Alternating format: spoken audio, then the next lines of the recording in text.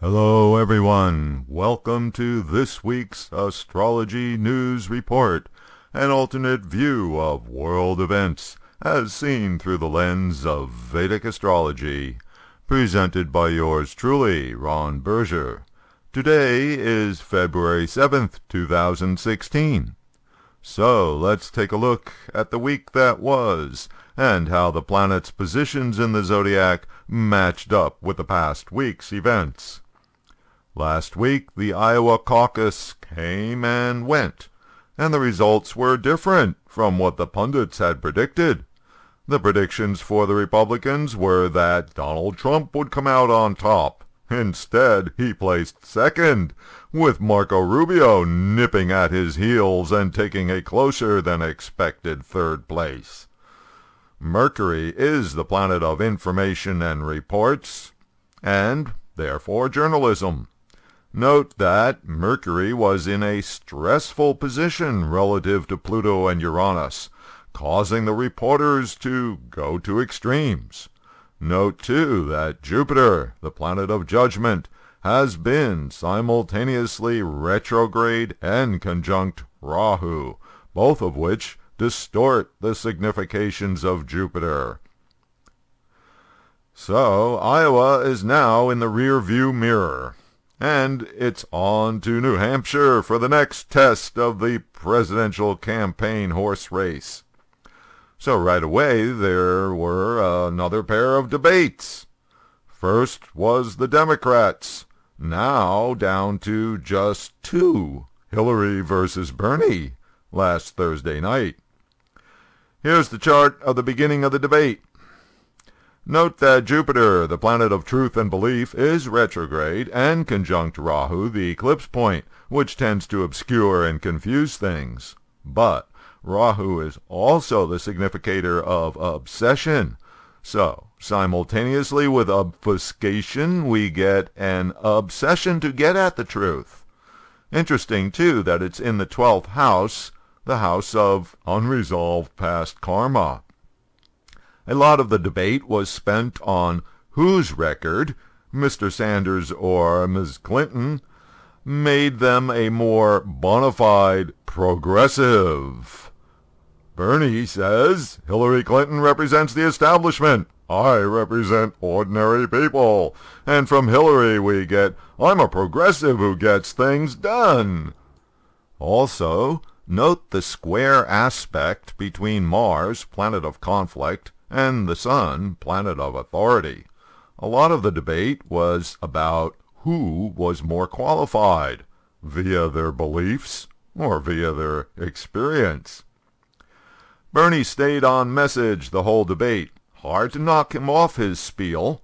Note how Mars is transiting in his 11th house, the planet of action and victory, in his 11th house of ambition and goals. Simultaneously, Jupiter and Rahu are transiting his 9th house, keeping him stuck on his personal ideology. The proximity of Mars to Hillary's ascendant degree was clear during the debates.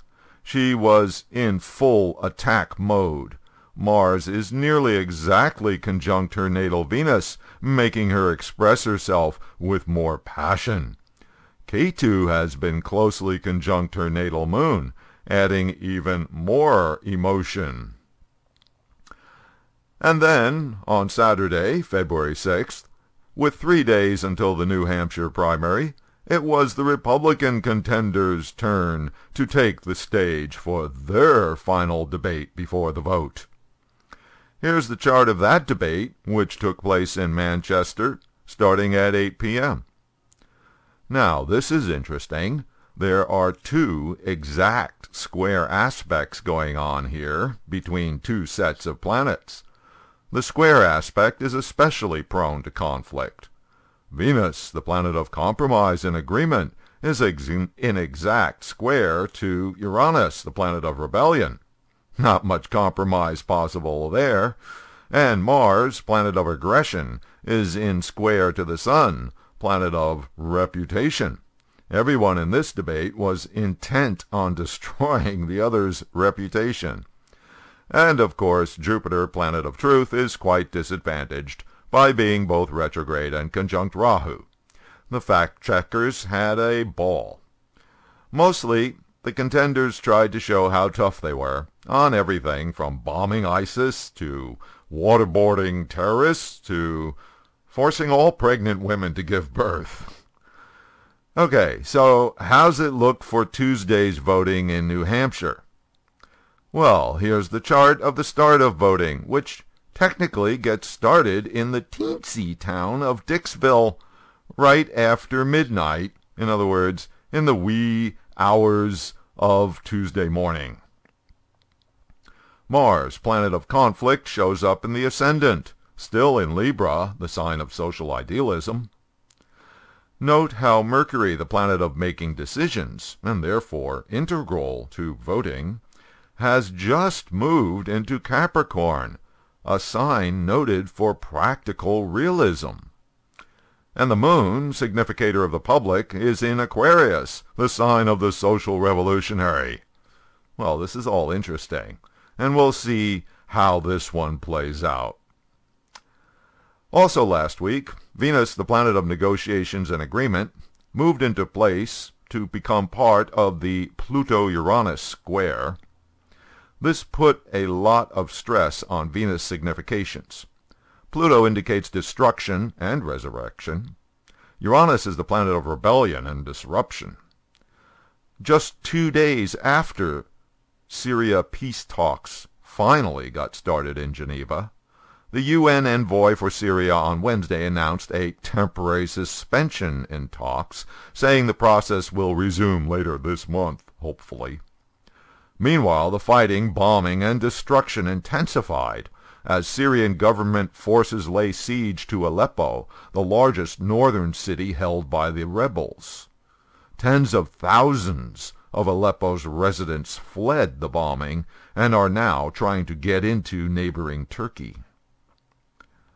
President Obama raised eyebrows last week by visiting a mosque in Baltimore, where he gave a speech on religious tolerance.